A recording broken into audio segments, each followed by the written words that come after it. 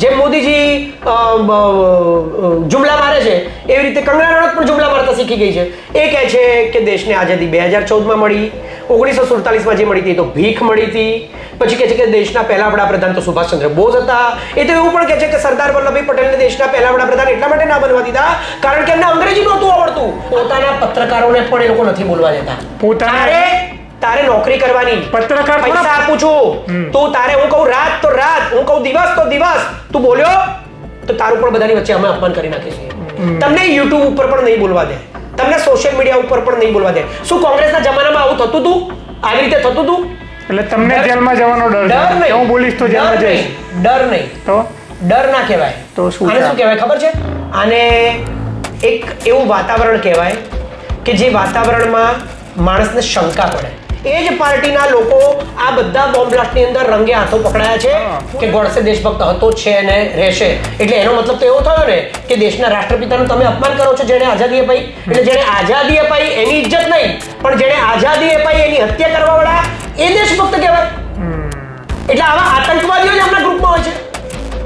એ WhatsApp દ્વારા પાકિસ્તાનમાં આ દેશની ખુફિયા ઇન્ફોર્મેશન મોકલતો હતો, એ પકડાયો છે. એ કઈ પાર્ટીનો હતો? આરએસએસ. આરએસએસ થોડી પાર્ટી.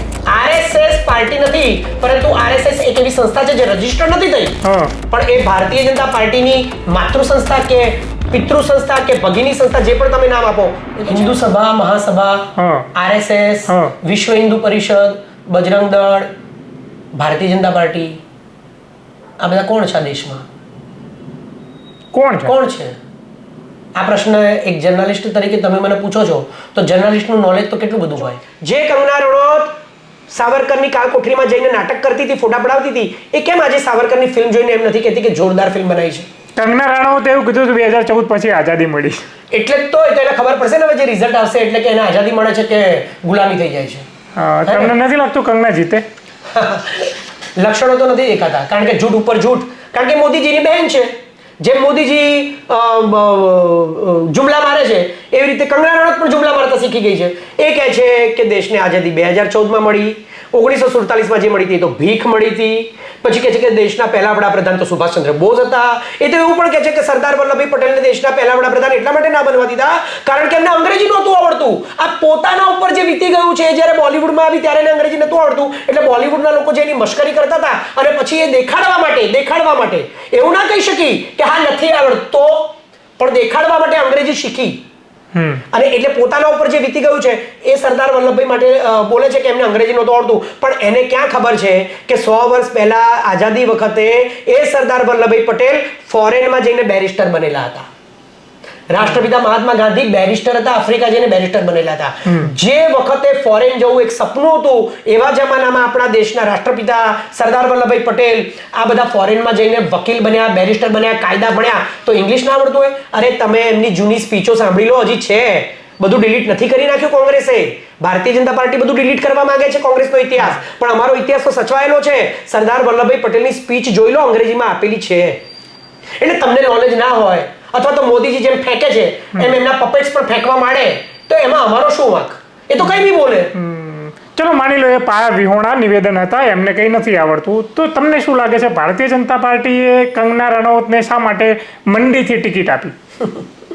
તમારી દ્રષ્ટિએ મારે એ જાણવું છે. એમને કશું આવડતું જ નથી તો કેમ આપી? એમ માત્ર કંગના રનૌતને નથી આપી. તમે જો બધા જ ફિલ્મ સ્ટાર્સનો એમણે કોન્ટેક્ટ કર્યો. દિલ્હીમાંથી કોને આપી છે? મનોજ તિવારીને આપી છે. એ તો 2-3 ટર્મથી આપે, 2 ટર્મથી ના. એ પણ એક ફિલ્મ સ્ટાર છે. પછી એક રવિ કિશન કરીને કોઈ કલાકાર છે, એને પણ આપી છે. હેમા માલિનીને 75 વર્ષ થઈ ગયા, નિયમ છે પાર્ટીનો કે 70 વર્ષ પછી ટિકિટ નહીં આપવાની, પણ હેમા માલિની ગ્લેમરસ છે, હિરોઈન છે, મથુરામથી જીતે છે, તો એને 3જી વાર ટિકિટ આપી. એમણે તો સલમાન ખાનનો પણ કોન્ટેક્ટ કર્યો, પણ સલમાન ખાને હજી સુધી કોઈ જવાબ આપ્યો નથી. એમણે તો માધુરી દીક્ષિતનો પણ કોન્ટેક્ટ કર્યો, પણ માધુરી દીક્ષિતે પણ કોઈ જવાબ આપ્યો નથી. એમણે તો ગોવિંદાનો પણ કોન્ટેક્ટ કર્યો, કદાચ ગોવિંદા તો જોડાઈ પણ ગયા એવું સાંભળ્યું છે. તો ફિલ્મ સ્ટારોને એમનો મિસયુઝ કરવો, એમનો ગ્લેમરાઇઝ જે ઇમેજ હોય છે એનો મિસયુઝ કરીને જો કદાચ એક સીટ આવી જાય તો આપણે તો સીટ જોઈએ છે ને. પછી ભલે ને કલાકાર ત્યાં આવે ના આવે, કામ કરે, જુમલો આપે, ભણેલો હોય, ગણેલો હોય, એડ્યુકેટેડ ના હોય, ડિગ્રી નકલી હોય મારી જેમ, ગમે તે હોય, what does make it difference? I just want seat I just want to complete the 400 seats, what I have said. So I can give the tickets to those people who can યેન કેન પ્રકારણે કે હું જીતી જાય. એટલે આ ગ્લેમરાઇઝ આમે જો તમે જુઓ પ્રોપેગેન્ડા ફિલ્મો છેલ્લા 10 વર્ષમાં કેટલી બનાવી. ગાંધી વર્સેસ ગોડસે એક યુદ્ધ, હમણાં સાવરકરની ફિલ્મ આવી, તમે જુઓ. પછી પેલી 370 ઉપર એક ફિલ્મ બનાવી, બરાબર છે.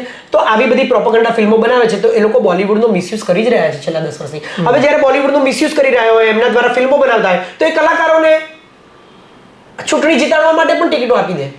તમે જુઓ. પણ જો તમે ઘણા બધા કલાકારોએ તો ના પાડી દીધી. તો આનાથી એ પણ ખબર પડે છે કે માધુરી દીક્ષિતે ના પાડી દીધી, તમે સમજો. સલમાન ખાને ના પાડી દીધી, જેકી શ્રોફે ના પાડી.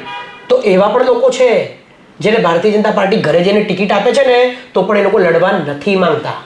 તો તમે સમજો કે બધું કઈ સારું સમૂહ સૂત્રું નથી. આ તો જે લોકોને બહુ ઈચ્છા હોય છે કે ભાઈ બોલિવૂડમાં કરિયર ના ચાલ્યું, બોલિવૂડમાં વળતા પાણી થઈ ગયા કંગના રનૌતના, સોલિવૂડમાં ગઈ, સાઉથમાં ગઈ, ત્યાં 2 ફિલ્મો કરી, જયલલિતા ઉપર કરી અને પેલી ચંદ્રમુખી 2 કરી, એ પણ ફ્લોપ થઈ ગઈ. હવે બોલિવૂડમાંથી આઉટ થઈ ગઈ, સોલિવૂડમાંથી આઉટ થઈ ગઈ, તો ત્રીજો દાવ અજમાયો આવ્યો કે ભારતીય જનતા પાર્ટી જો મને ટિકિટ આપતી હોય તો અહીંથી પણ લડીને જવું. પણ તમે લખી રાખજો, જેવું એની જોડે બોલિવૂડમાં થયું, સોલિવૂડમાં થયું ને એવું જ આ પોલિટિક્સમાં થશે.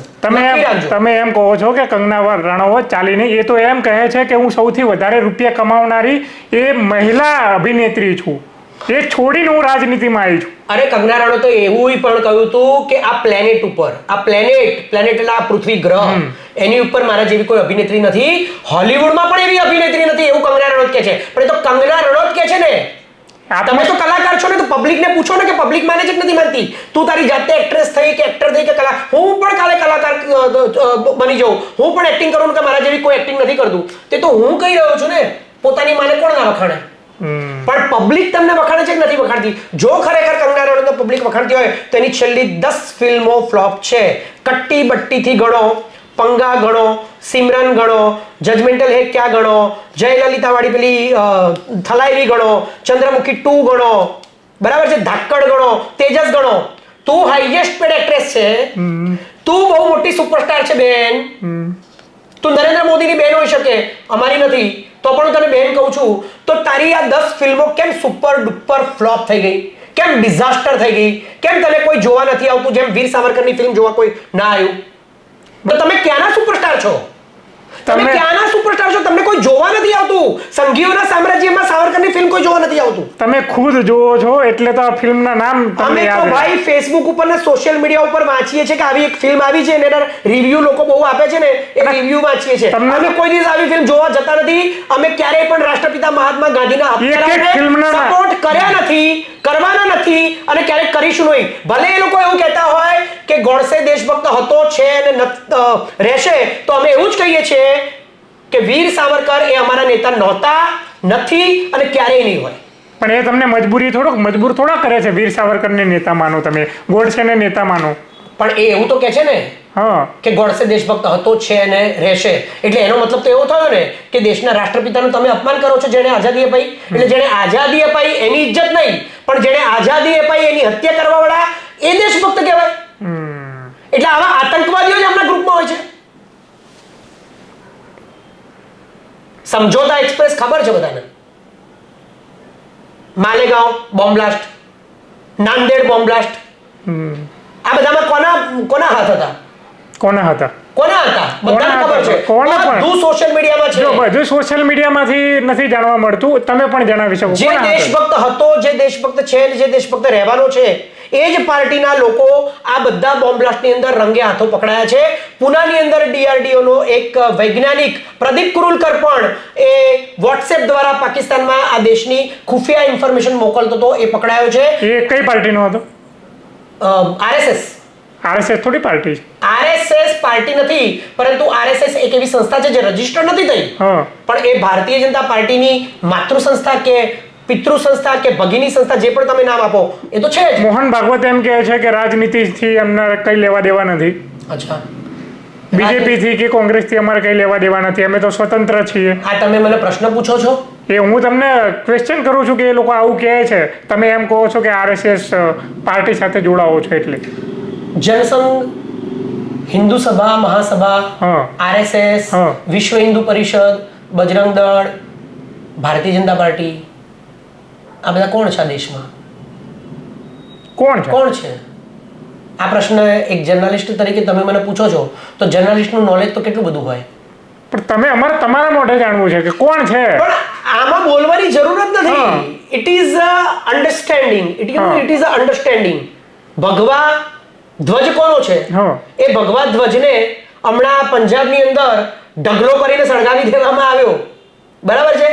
એ ભગવા ધ્વજને, એ ભગવા ધ્વજ એ આ લોકોનો ધ્વજ છે.